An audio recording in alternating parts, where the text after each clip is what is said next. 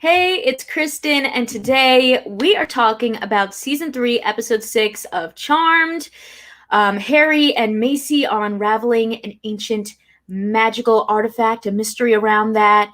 Mel is helping Abby track down some kind of evil force, and Maggie is dealing with some academic sabotage. We're a little bit delayed in talking about this episode. It's been kind of a busy week for me. I actually got engaged, which is very exciting. And also, I'm covering South by Southwest, so just busy all around. But I'm excited to get into this episode of Charmed with you guys. I think, first of all, we got to start out with, let's start out with Harry and Macy, right? So, Harry and Macy, they are watching. I love that this guy, the Elliot, the alien hunter, came back. Oh, thank you, Jocelyn.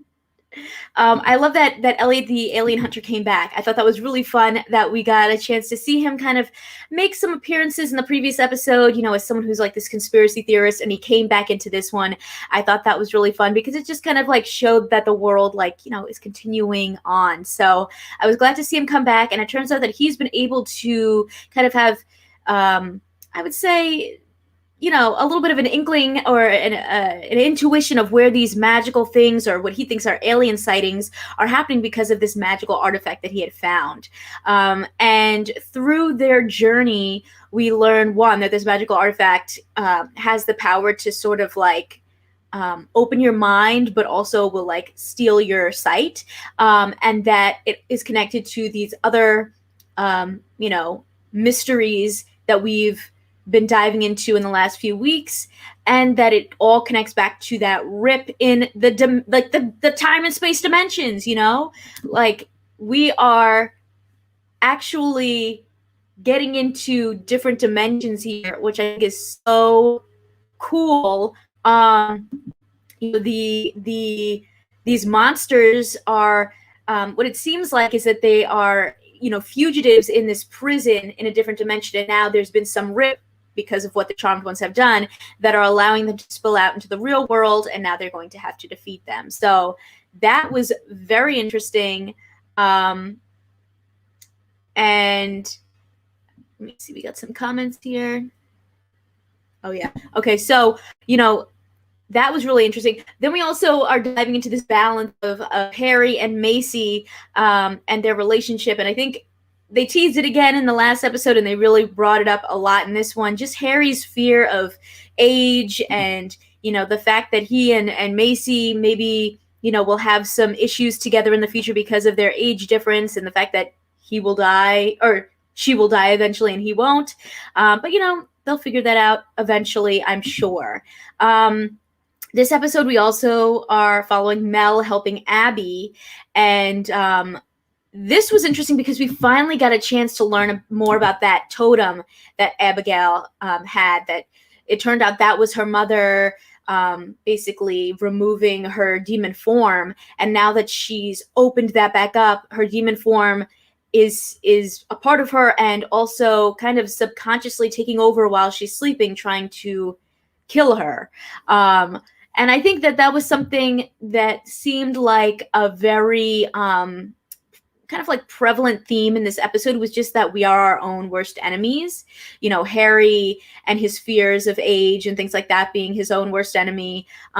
Abigail and kind of the monster within herself, or that kind of fear of, rejection and being alone, I think is part of Abigail's own worst enemies situation.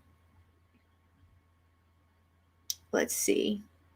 We got some comments coming in, and we'll keep going. But Madness Arcade says, I feel like the purpose of this episode was to get Abby to realize reuniting with her demon form was a mistake, and that the only way to stop the self-harm is to seal it away again. I feel that's what the subconscious line Mel said was referring to, but I'm not sure. There was a lot of potential misunderstandings this episode. We have to see how things are addressed and cleared up in the next few episodes. Yeah, I think definitely Abigail probably made a mistake by reuniting with her demon form. I think maybe there's a part of her that kind of hates that side of herself. Maybe that's why that part is trying to kill her in a way. And I mean, maybe they'll remove that part, or maybe she'll learn how to like love herself.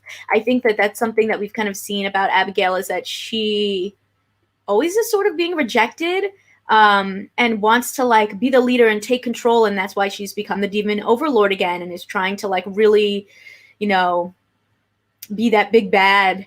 But I think that there is a part of her that is just like wanting to be accepted, and maybe it's really about just accepting yourself, you know.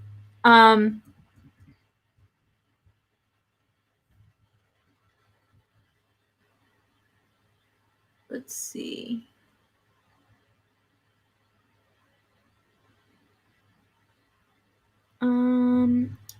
Mel and Ruby were so cute this episode. They might be my favorite couple. They were kind of like, you know, going through the difficulties of the fact that they can't, you know, touch each other and being jealous about other things, and then kind of realizing that they just want to be together.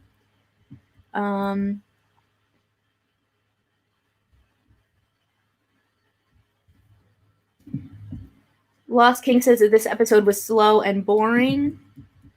Well, Natalia says this episode was awesome. Fight me. So, in my opinion, we'll get into Maggie's story in a second, but for me, this episode was a little slow. I think it was more of just like you know, this one didn't stand out to me as like, whoa, but there was some things that I enjoyed, like them bringing Elliot in to the picture a little bit more, and diving into that. I thought was really fun. But overall, this wasn't like you know, a standout episode to me. It was kind of like, you know, we're getting through the story. So I was like fine with it. I didn't have like super strong feelings either way of love or hate for this episode. Let's get into Maggie's story. In this episode, she is really, you know, we kind of get to see her relationship with Antonio a little bit more. And I think we had talked previously, like, could Antonio maybe be like a potential new love interest for Maggie, or is he just going to be like her nemesis? And at first in this episode, it seems like, oh yeah, he's definitely her nemesis. We think, or she thinks at least, that he messed up her experiment that she's doing for her psychology, you know, final, or not final, whatever it's called, the internship that they're going for. So she thinks he's the one that sabotaged her. It turns out it's like a frat prank, a Greek life prank, and he wasn't involved at all. And, you know, we get to see the two of them sort of bond a little bit, realize that, you know, maybe Antonio was not the worst. And then we have a vision. Oh my gosh, Christopher, can we talk about that premonition that Maggie had? Yeah. Maggie basically had a premonition of waking up next to Antonio. This definitely seems like they're going to have a romantic entanglement. But what about Jordan? And Jordan in this episode, you know, I think, you know, I think, again, going back to that theme of our own worst enemies, you know, really getting a chance to see him struggle a little bit with the legal side of things. You know, he's trying to get into law, but, you know, there's, you know, sometimes some slimy things that go on there. And I think that he sort of starts to question his own morals, if you will. So, you know, that was interesting as well, to just kind of like see his perspective in that. And, you know, now it's like, what's going to happen with Jordan and Maggie? Is there going to be a love triangle? Man. Christopher says they really snuck that vision in there so quick. I choked on my drink because of how juicy it was. Yeah, that was a pretty surprising moment. Especially because a lot of the visions that Maggie has had in the past are not like personal ones. They're always like something related to their mission. So the fact that this was like a personal, you know, premonition, it's kind of like, oh, okay, interesting. And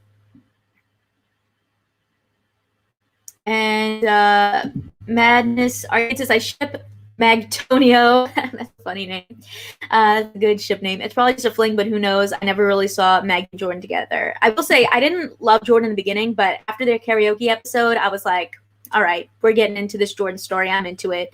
Antonio, I'm not really sure. We don't really know too much about him yet. Natalia says Maggie and Antonio together is a no for me. So already we're getting mixed feelings about Magtonio.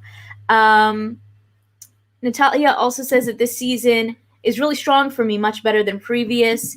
And James says, I think they're trying to find the right pacing. Season 1 was too fast and too much. Season 2 was too slow and not enough happened. So hopefully season 3 is a mix. Yeah, to me, I feel like it has, like the first episodes or first 3 episodes, we were ending what we were doing in season 2. So that kind of like had that vibe. I feel like season 3 really started with episode 3 and the, 3, 4, 5, those episodes, we really had a lot going on.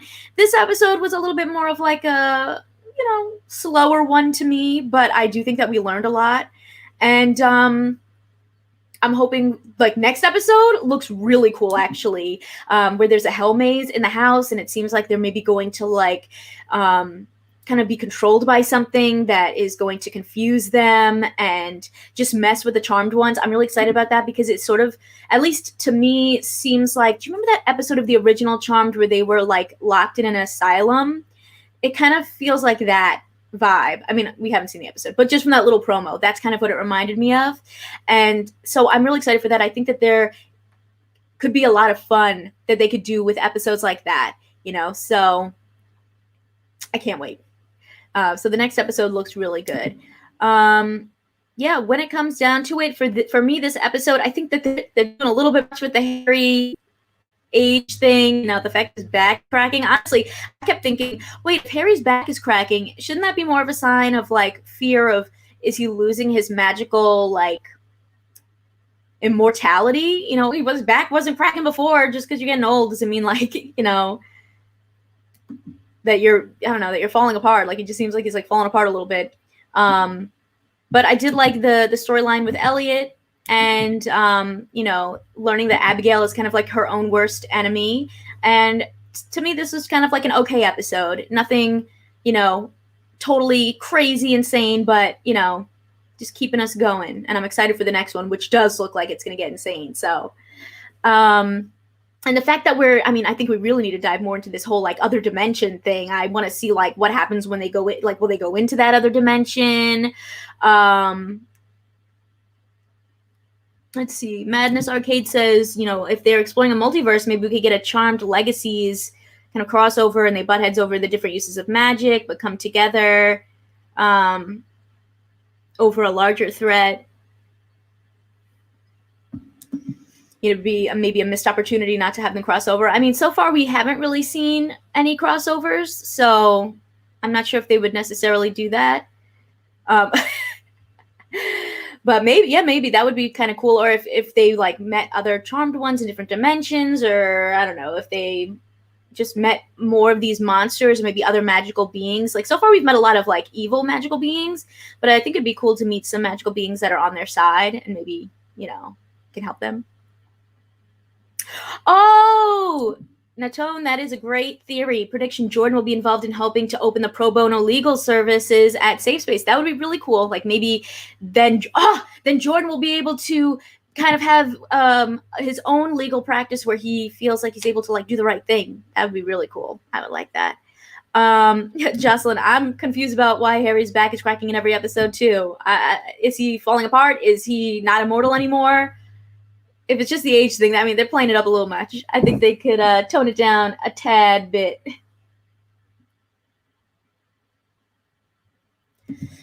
James says, we need a crossover with the original show. It would be cool to see the different charmed ones butt heads. It would be cool. I don't think it will ever happen, just based off of, like, the fact that they already butt heads in real life, so I don't see it happening.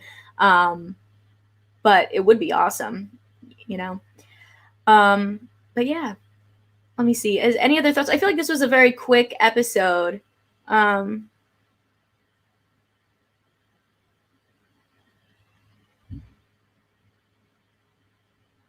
This was a I feel like what we really got out of this episode was more about, Abigail's totem and her demon side and kind of what that means, and also just, this rip in the dimension and these creatures coming out of this dimension, which is really interesting.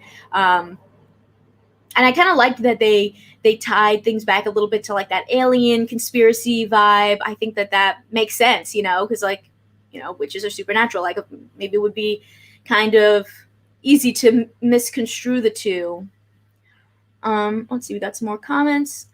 Christopher says, I kind of want more fight scenes from the Charmed ones where we can see them in combat and growth in their powers. Yeah, that would be really nice. I think this episode we didn't even really get a real fight scene. I mean, really, it was the demon Abigail version of Abigail, you know? And all they did was a power of 3 spell, like, immediately, you know? It's like there's no research or, you know, looking into what is this.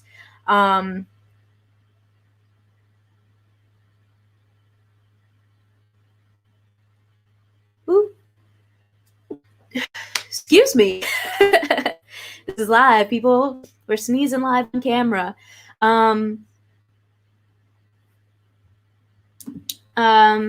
Madness Arcade says, I think by the end of the season, Abby and the Charm ones could make amends and come together. Maybe some apologies, but who really knows? I mean, I don't even know if there's really any apologies needed. I mean, I know that they're like confused about Abigail and like what side is she on, but I don't know if she's ever really done anything to them. She's always kind of helped them and they've helped her. They just have like a frenemy ship, I feel like, instead of just a normal friendship. But they do, you know, align with each other and help each other. And I mean, she said that she's been the one making sure that the demons don't come bother the Charmed ones while they're doing all this stuff. So, you know, she's using her overlordship for good, I guess.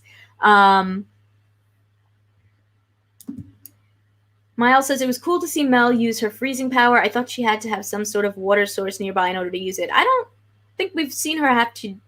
Well, I guess we've seen her, like, freeze water. But, they, you know, powers are not explained super detailed, like. So, I'm honestly not sure. But, I mean, I guess she doesn't need the water because she was able to use her ice power just walking down the stairs.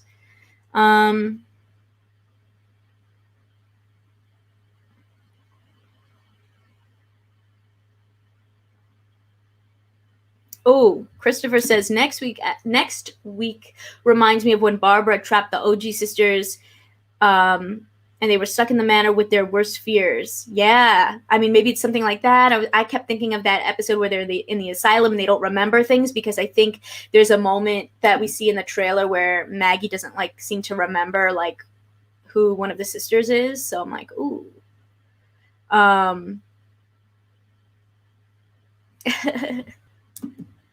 Thank you, Christopher. James says, I ship Abby and Mel. Is that bad? I feel like this is actually the first episode where I could kind of see that ship. It seemed like Abby was maybe, you know, a little bit interested. But Mel's like, no, I'm Ruby. All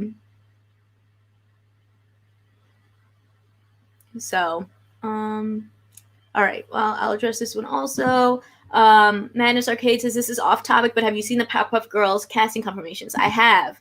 I think they look awesome. I'm very excited for it. It looks really cool. I hope that they have awesome fashion. That's like kind of what I'm hoping for, and that they really can kind of play up that over the top, you know, kind of visuals that the cartoon gave us. I'm not going to do a video on it, but I will definitely like review the show and things like that when it comes, you know, when it gets closer to that. But I'm just honestly, I like barely have enough time to do the videos. I have so many videos that are like need to be edited right now, but I am very excited for the Powerpuff Girls. I also love Dove Cameron. I'm excited to meet the newer actresses that are joining. I think one of them is Chloe Bennett. That I just actually watched Valley Girl, and she's in that. And let me see. Let's look up Powerpuff Girls. It's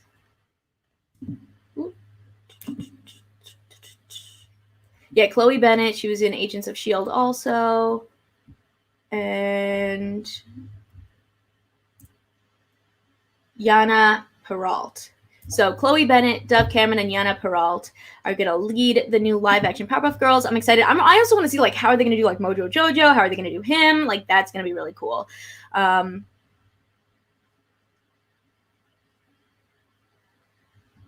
But yes, so that'll be really fun. I love a good CW, you know, young adult dramedy, you know, so I think it'll be fun. And yes, they have really great writers on board. So let me see. Let me go back. Miguel says, I'm hoping Maggie's premonition isn't what it appears to be. Charmed usually makes these things pretty clear with premonitions, at least in Phoebe's case. Yeah, so I'm curious too. Like maybe they're trying to fake us out. Maybe it seems like they slept together when maybe it's really something else. Or maybe, this is a new love interest. But I guess we'll see. And then Christopher says the actress who plays Mel is pregnant, which is so exciting. Congrats to Melonie Diaz. Do you think they'd write it into the story somehow or not? Or maybe just hide it with how they film with Melonie on set? I think since they just filmed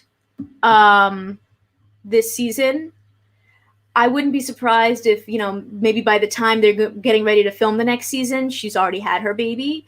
Because I think this season they still have a lot of episodes left, and I wouldn't be surprised if maybe she's already had her baby by then, and then she could just go back to work as normal. That's what I would think.